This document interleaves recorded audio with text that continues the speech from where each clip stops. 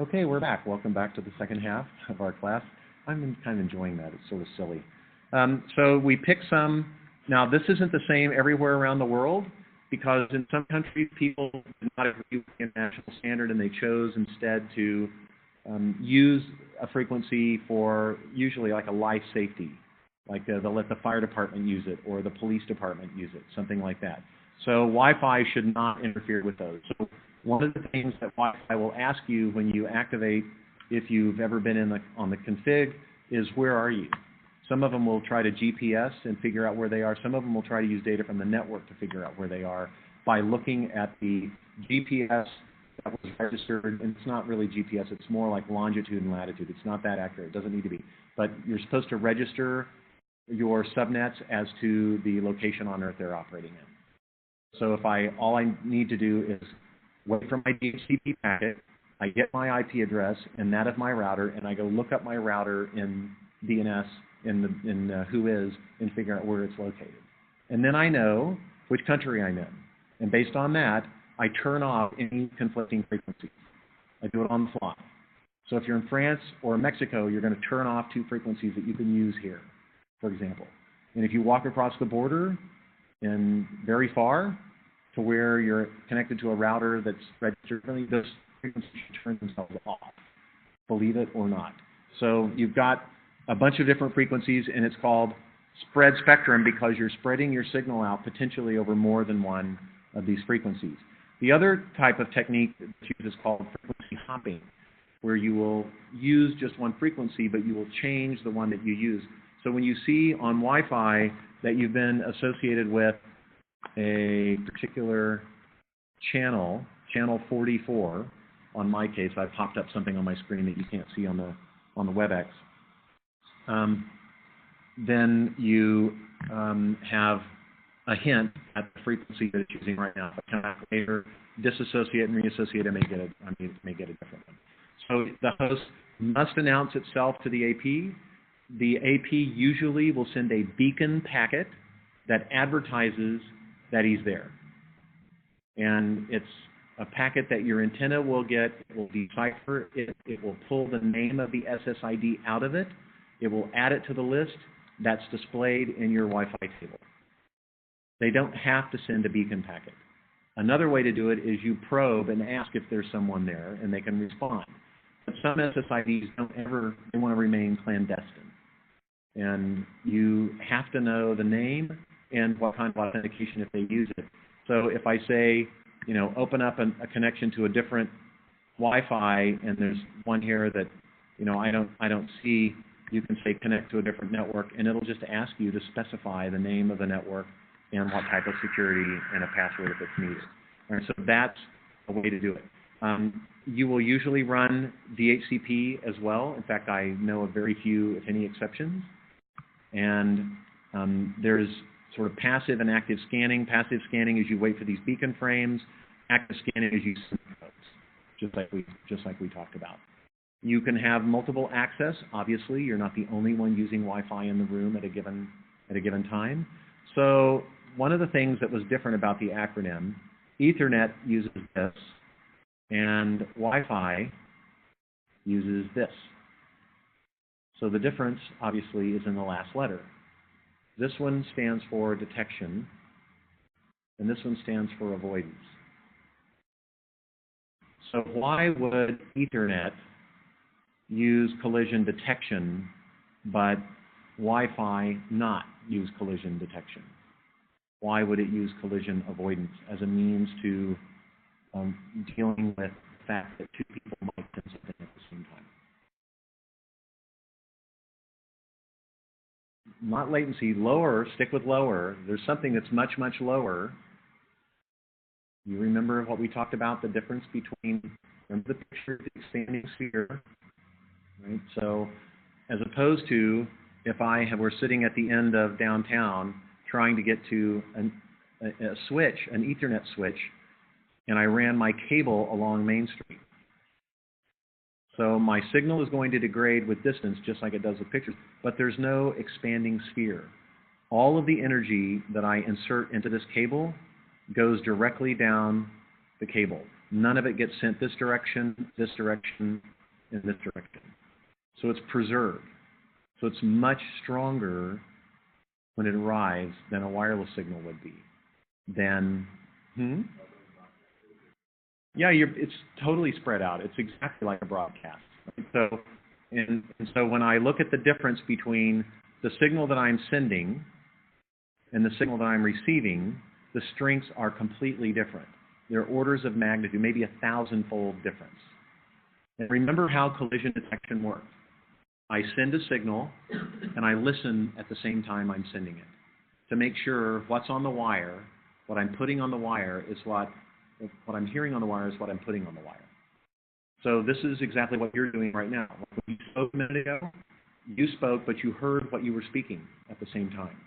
Right? So that helps you understand. You ever put on headphones and people tell you you're talking too loud? Why are you yelling? It's because you can't hear yourself anymore. You've lost the feedback loop. So think about it. If somebody walks up to you and they talk to you in their normal tone of voice, maybe just a tiny bit softer than normal, but they're speaking in both ears while you're trying to speak, you're probably not going to be able to make out what you're saying because it's too loud. It's interfering with you. So that's an example of where the received signal is almost as strong as the sent signal. So if that's happening, you can tell. You can tell that it's happening. That would be a collision in Ethernet, and you know there's been a collision because you can hear the signal interfering with yours. Let's look at wireless on the other hand. By the time the wireless signal gets to you, it's so weak, it's like I walk up next to you. It's like 1,000 times softer. So I was whispering there in case you guys couldn't tell. And so even if somebody's doing that in your ear, you can't tell. If you're quiet and you listen really carefully, yes, you can make it out. So you can receive their signal at the base station. But if you're sending something at that moment, you'll never hear what they're saying. Your voice will blast out what they're telling you. So this collision, you will never detect the collision. There is one, but the signal strength is too different. So you can't use collision detection with wireless networks. What you have to do instead is collision avoidance. And the way collision avoidance works is you ask for permission first to send. And when the base station sends you permission, by definition, even if you can't hear anything that C does at the other end, if this is my base station and the base station sends out permission for you to talk, everyone sees me do that. If they're too far away to hear me as the base station say something, they're not connected to my Wi-Fi network. They're too far away. So what happens is, if somebody asks for permission, if C sees that I'm asking for permission, C will not interrupt. It will begin a silence period. It will begin waiting for the base station to answer. And usually, if it hears your request, and it can tell that it's a request because it's not corrupted, it's able to identify it as a request, it means you're going to get permission because it's a complete request. Nobody else interfered with it. So they'll just stop right then. They'll start a timer, and they'll wait to do anything else for the remainder of your request, or time for the base station to give you permission, and then time for you to transmit. So they'll just start a stopwatch and wait that entire period before they do anything else. So that's how everybody else doesn't send. So it would be as if each of us has a communication channel to me, and we're on a conference call or whatever. Maybe I'm holding two phones up to my head, and I tell one guy, hold on just a second, they've got a question on the other side. So you stop, right, until I come back. So it's permission like that. So it's called CSMA-CA, and what you basically do is when it's time for you to send, the first thing you'll wait, and this is rampant in Wi-Fi, you'll wait a small differential signal, a small time frame to make sure a signal isn't still propagating its way through the airwaves. So you'll wait, yes.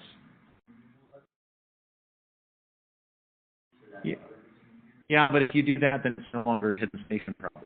So if you want to make it like hidden station, where the person can't hear you talk, but they can hear me answer, then that was the example. But yeah, if it's not hidden station, then that's exactly what you do. You do a conference call together, right? You put them all on the same, maybe the same line. So I'm going to wait a diffs, and I'll send my data, and then there's a shorter interframe space here that I'm going to wait for an acknowledgement to come back. So these are needed due to the hidden terminal problem. And we don't go into deep why that is, but I'm going to show you a simulator in a minute. So the idea is to ask permission. You allow the sender to reserve a channel. And the other thing that's really, really key here is that these requests are much smaller than the normal data packets. So why make them smaller? What benefit do I gain by making the request to send really, really small? And remember, until the base station gets my clear, uncollided, uncorrupted request to send, I can't ever possibly expect to get back permission to send. And until I get permission, I can't send my block of data, which might be big. So why, other than the fact that you may have a shorter message that you need to send, there's another really big fundamental reason. Why make the request as small as possible? And less possible, what else? What is this trying to solve?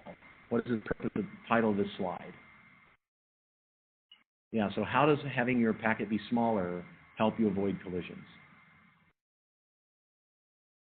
And let me ask you this. Do we all have gamma rays passing through our bodies right now? Everything does on Earth, right? And do you feel it? Does it hurt? You're like going, ow, you know? Okay, what about if a semi-truck tried to pass through you? Would you feel that? For a minute, right? It's sort of like, you know, bug on the windshield. You know what the last thing to go through that bug's mind was? The other side of the bug, right? It was like one of those jokes. So when it's smaller, there's a less probability if all the other users have a certain probability of sending a packet at a certain time. If yours is smaller, you're using less time to send, and you're creating more average space. There's less of a chance of colliding. Right? Makes sense? So if you're shooting rolling bowling balls at the other end, like playing bocce ball with bowling balls, you have a much greater chance of colliding with someone than if you use a small bocce ball. And I tell people in computer science, because we play bocce ball, I tell them this all the time. You know, if you let me use just like a lot bigger ball, I have a much greater chance of hitting the target. You guys keep telling me that I'm supposed to hit, because I'm not good at it. Okay, so you'll send a broadcast. This request to send may not be heard by anyone other than the base station, but the response you get back, the permission, is heard by everyone. It's a clear to send. So you avoid frame collisions using small packets. You don't really avoid it completely. So here's the access point. Two people send a request to send. Whether they can hear each other or not, maybe they just got unlucky and picked the same exact moment to request something to send. The access point can't make either of them out. They're corrupted when they get there. So he just does exactly nothing. If this happens and you don't get a response, you wait a random amount of time. If you don't wait a random amount of time, you're doomed to doing the same thing over and over and over. You'll just collide and collide and collide. So this guy waits a random amount of time. It's less. He sends it again. It makes it. This guy doesn't hear it. But what he does hear is the response.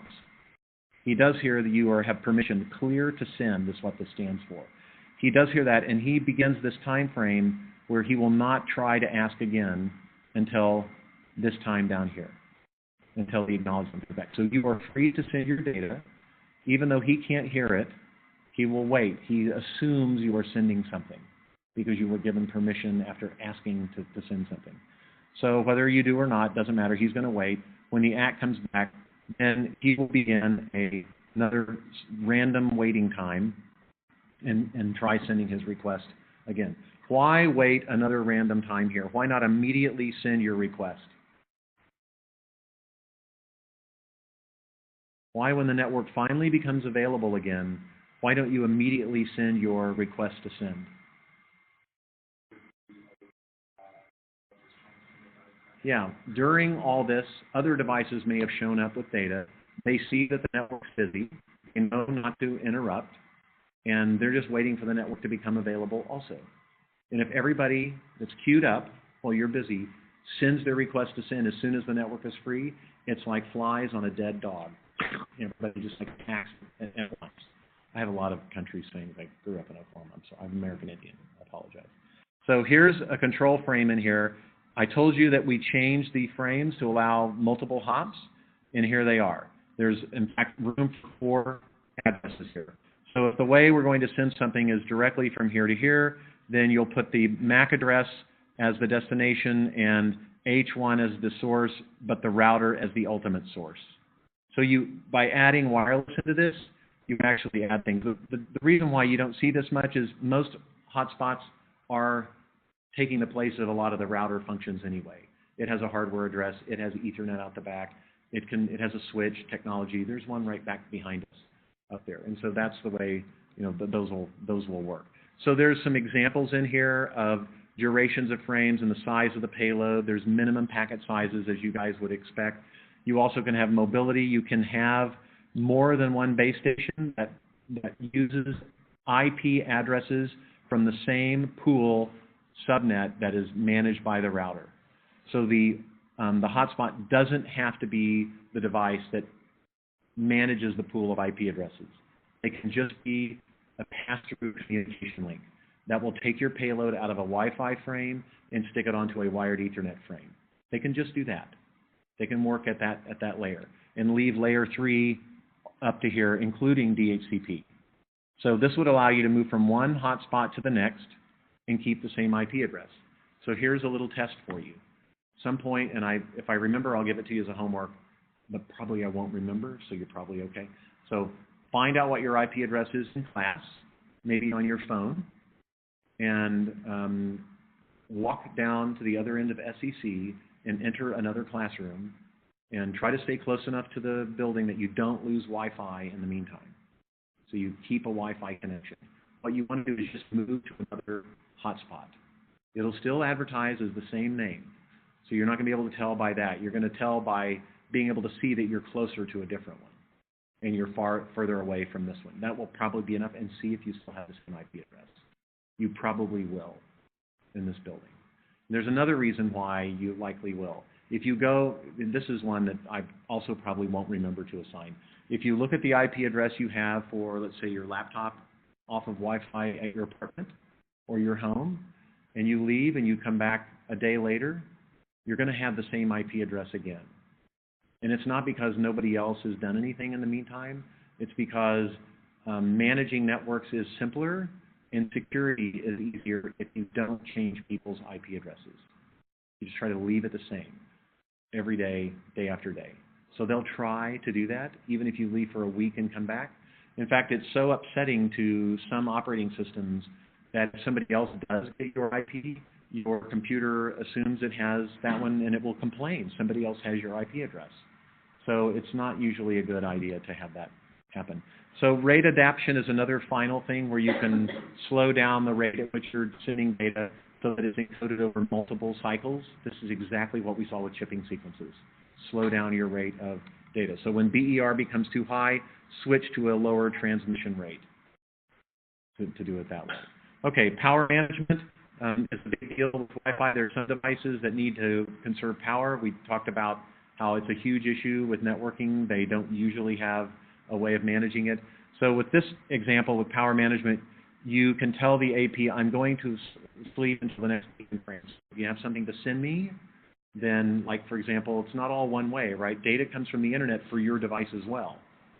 So it's not just when you ask to send something, the Wi-Fi hotspot may have something to send to you, and it doesn't ask permission. It's in charge. It waits until there's a moment when it's not doing something else, and it will send you your data. And you're expected to be awake, unless you tell it you're going to sleep. And if you're going to sleep, then it knows to queue it up until immediately after the next beacon frame, and with the beacon, let people who have been who are sleeping know to wake up. And then they will contact you for the data. So you'll have to buffer a little bit of data, but the beacon frames show up maybe once every few seconds. It's not long.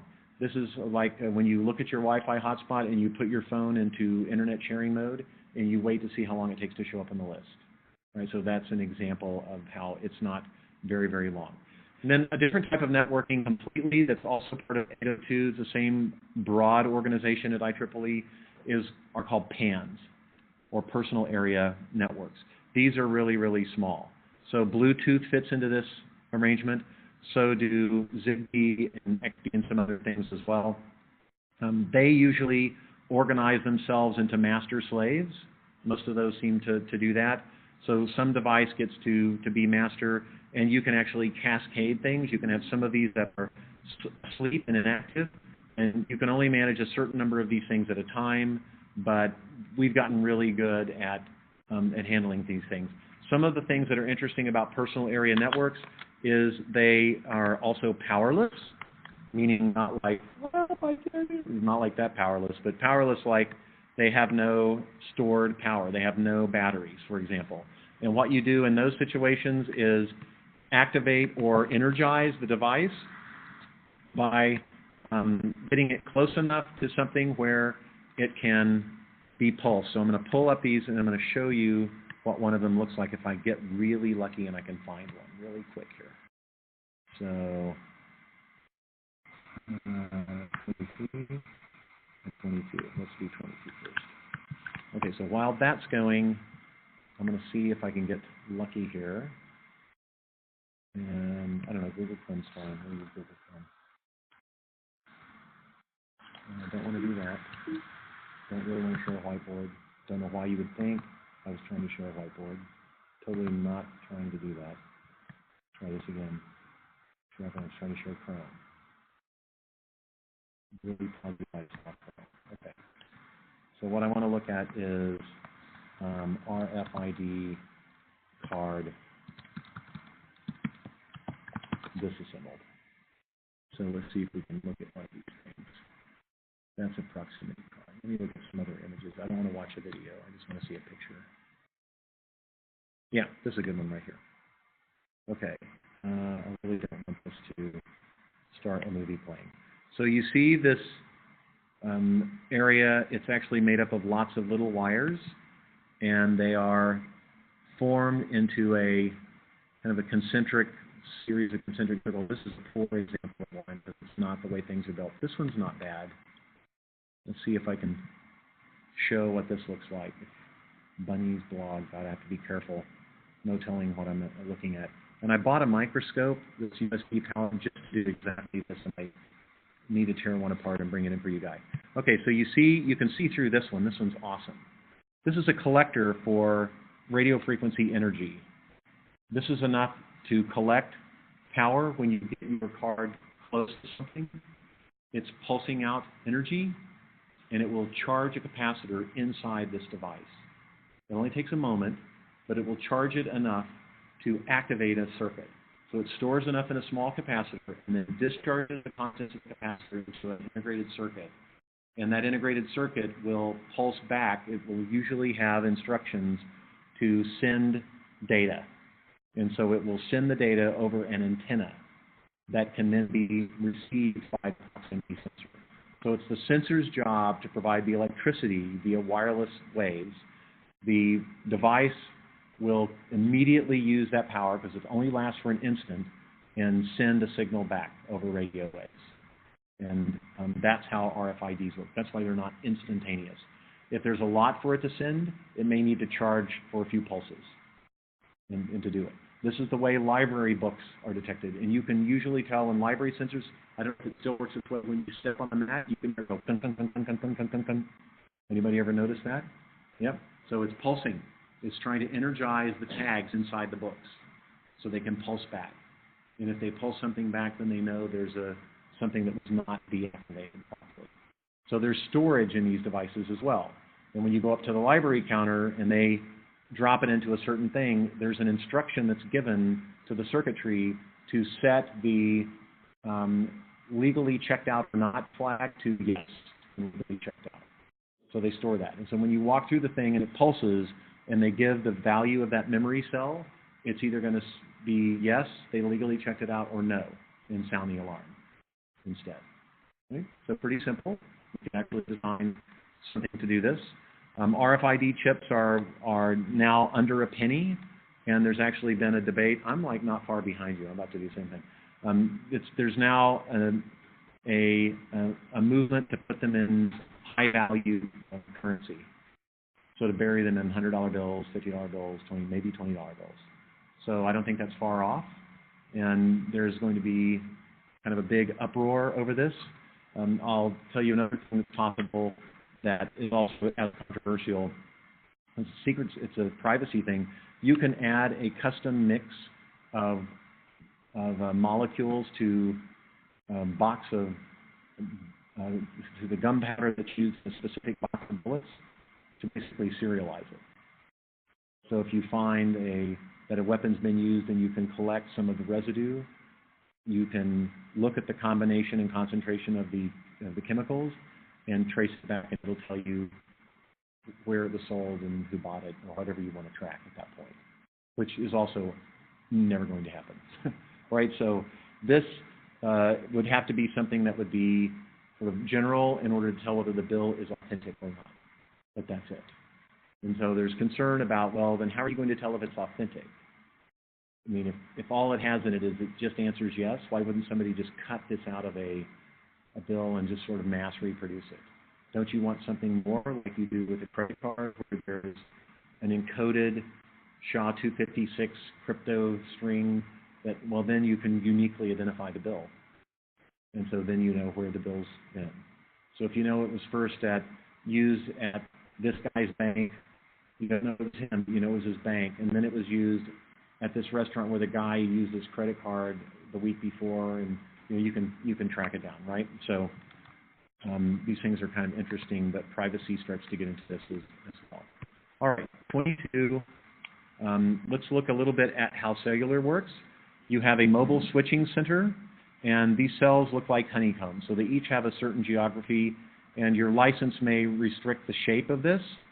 So you've got a whole bunch of frequency bands across this horizontally. So your phone is also a multi-frequency device.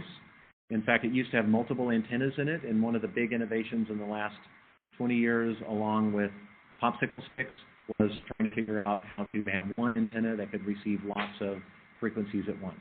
And if you think about it, you just need to make an antenna that can receive a harmonic or an integer multiple of all the other frequencies, and then it can get all of them.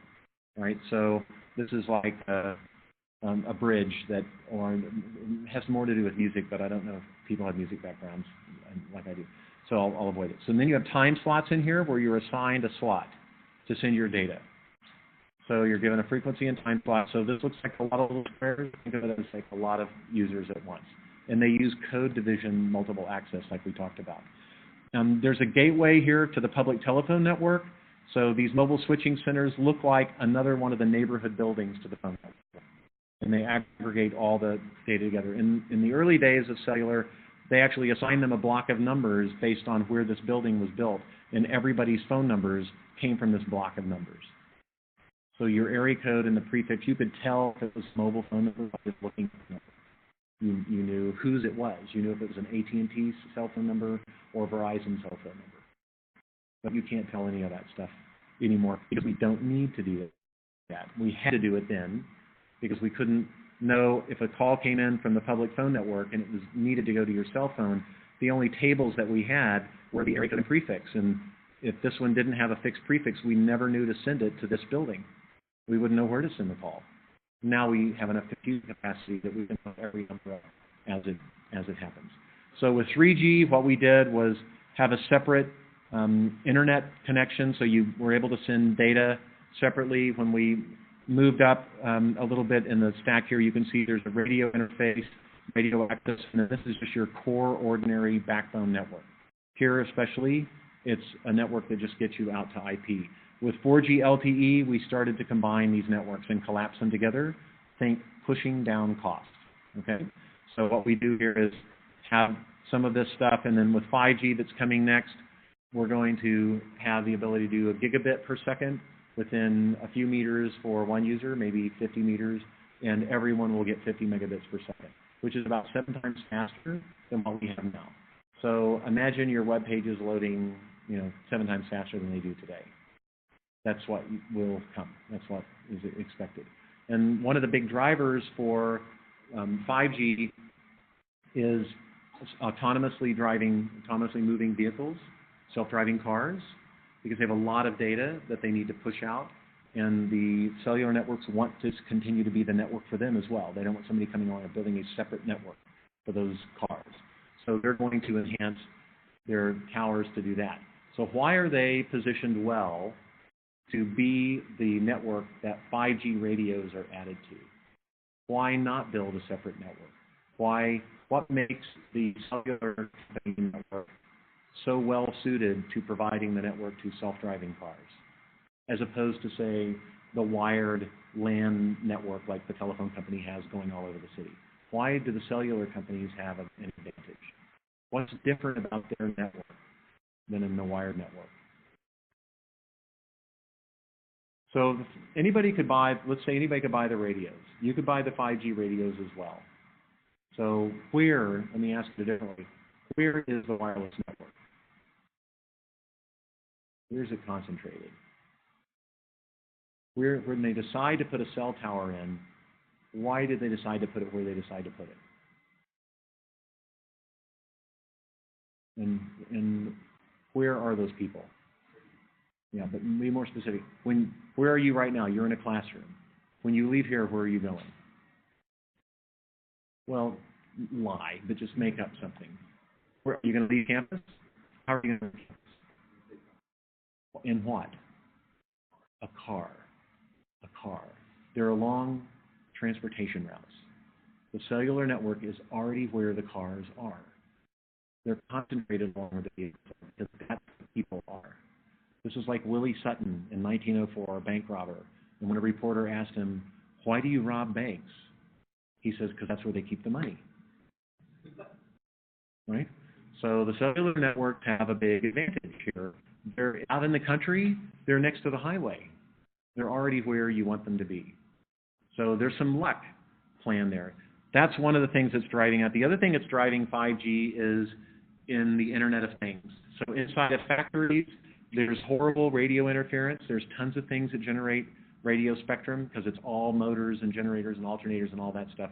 And you can't even really reliably use Wi-Fi in a lot of these devices. So if you want to attach sensors like tiny Arduino boards and things like that to equipment to measure oscillations and vibration and acceleration, so you can use big data to try to tell when the tool is going to break before it builds a slightly defective device that you don't detect until you put it together at the end of the line. It's a gear that goes inside of a transaxle for a truck.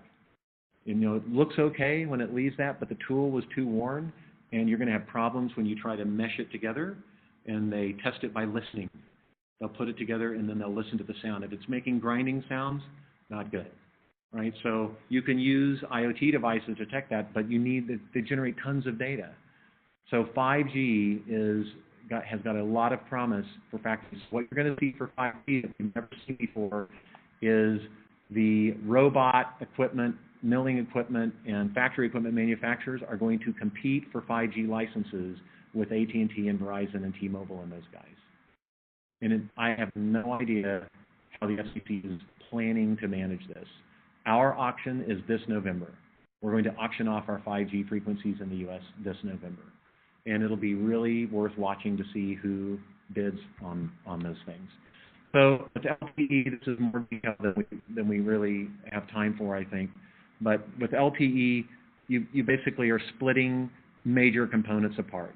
So they're beginning to get more modular, and this is beginning to look more like a layered architecture like we've used for TCP/IP. And they even have some that make sense for home-based use, and some that make sense for mobile users. So with these radios, what you're going to build now are tunnels. This is something that the internet side of things, to be proud that we taught the cell phone industry how to do, and they taught us a ton of stuff.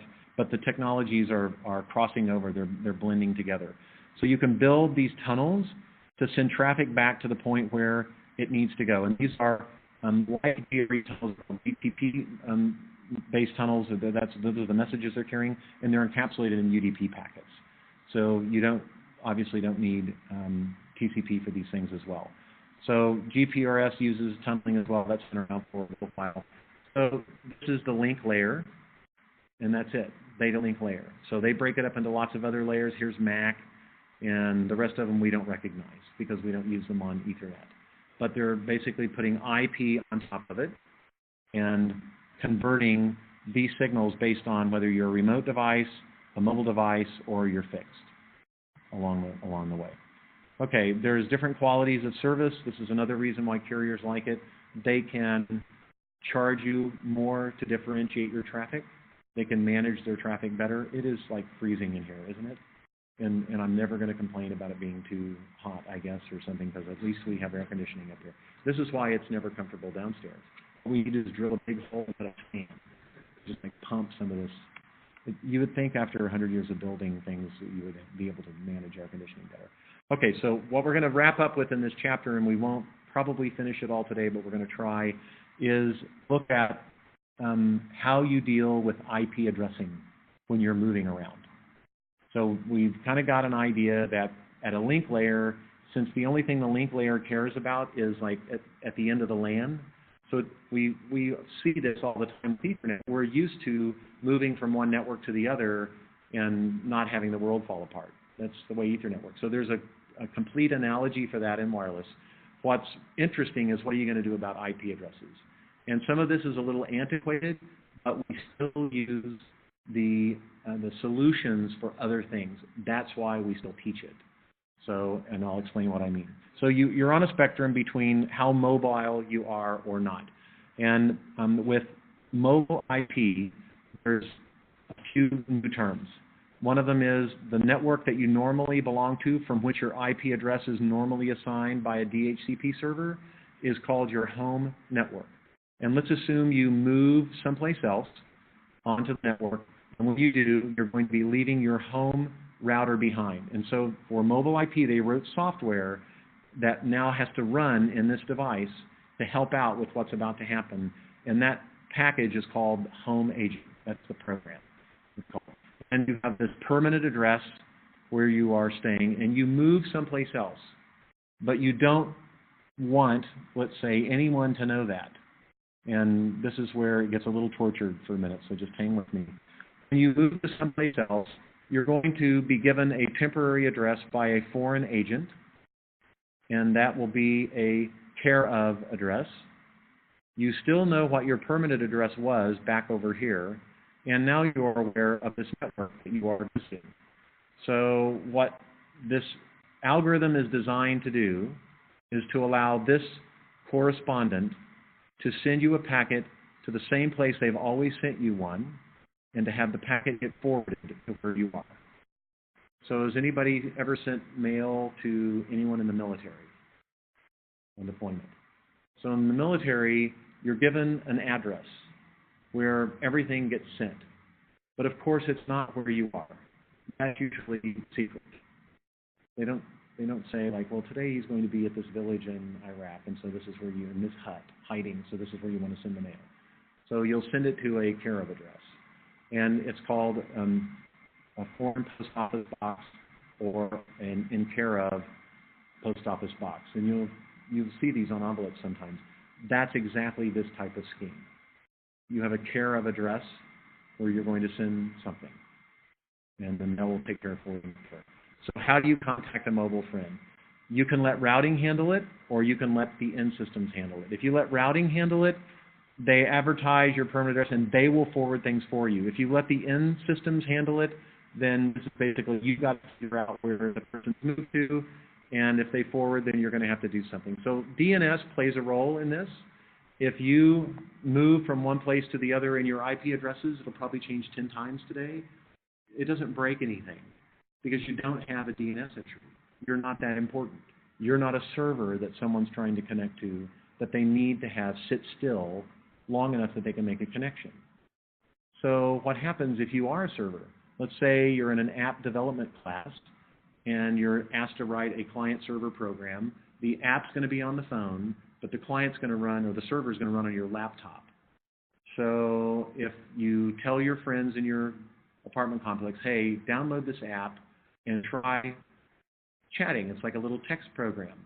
And I have the server running, and, well, you say, I need a domain name for it, so you're going to say myuhtextchat.com, and you're going to get a DNS entry, and you're going to assign a name to your laptop. It's going to be called chatserver.myuhchatserver.com. Right, so it'll have an IP address assigned to it, and anybody that tries to go to your system Up in their browser, they're going to type in chatserver.com, and DNS is going to get a lookup, and DNS is going to say it's a port 80 connection, it's HTTP, so what he really means is chatserver.uhchatserver.com. Here's the IP address. They'll hand it back, and your browser will try to open a TCP connection to that IP address. That's great until the minute your address changes, and then they can't connect to you, right? So your address shouldn't change. But if it's a laptop, of course it's going to change because you're mobile all the time. You're a student. So what can you do? There's a few schemes of things that you can do. One of them is you can contract with a service, a DNS provider that caters to people that move constantly. And they will give you software to install on your system that every single time it detects a different IP address, it will immediately send a message to this site, and they will update their DNS server on the fly, instantaneously. So that means no one can ever cache your DNS entry. That means they're going to set the time to live in the DNS entry to 0. So every single time somebody needs to contact you, the DNS request is going to have to come all the way to that one DNS server on Earth at that company so they can find out what your IP address is at this very moment, right now. So that's one approach. That works fine. The other approach is the mobile IP approach, where you just lie. You tell people you don't change DNS. They continue to send traffic to the same IP address. A router intercepts it on the way and forwards it to where you really are. They build a tunnel and they send it to the other end where you really are. Right? Make sense? Sorry? Now, that's one where you let the routing handle it. You advertise your permanent address and then let these things kind of handle it here. So this is also indirect routing, where you send it and they will route it for you. Direct routing is what the other one we talked about. They figure out that you moved and they do it. So with direct routing, what this one is basically saying is you try to send it to the router and they send you an error message back, ICMP maybe, or a mobile IP one saying, no, change addresses. So when you go to google.com and you open your browser, we're not all going to the same place. DNS plays a role. They can round robin and give us different answers, different IP addresses for different servers every time we ask. And we saw that early in the semester. We did the same DNS request for Google IP, and we saw it rotate with multiple requests. That's one way to load balance. The other way to load balance is whichever one you actually connect to. There's only like 10 in DNS. That's not enough. There's millions of them. So they will TCP redirect you to a different server. And sometimes if you pay attention closely to your bar on your browser, wherever it's at the top or the bottom, you will see redirect messages where the site that you're connecting to was only a load balancer. And it was only there to kind of give you a easy place to remember to get to, but it's not really where your request is going to be addressed.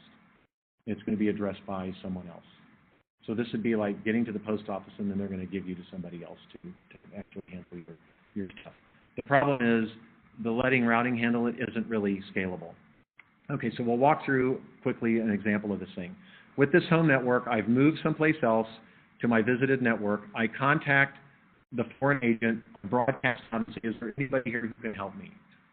And you can run this foreign agent software inside your laptop as well. But in this example, they are not capable, so they're sending a message out to see if there's a router that runs this foreign agent software. The router answers yes. And that router and your home router will talk to each other, and they will let each other know, listen, Johnny came over to my house after school today to play with Brian. So if you're looking for him, he's over here, okay? So that's exactly what that's doing. Okay? So you move someplace else. So if somebody calls you at home, then they come for you at home, they're going to have to get forwarded. So the correspondent, which is just a normal user, sends a packet like they always would to home. Home forwards it over here. And where I really take exception with this book is I don't believe that this is at all the way the return traffic happens. And it's stayed in the book this way for so long that I've convinced myself that I'm wrong. I've convinced myself that I don't know what I know. But I don't think it can work this way. I think if you decide you're going to forward it, it has to go like this in both directions. And part of the reason is because you're probably using a private IP address, or this guy's probably using one. So at any rate, This is the way this works. It's supposed to be transparent.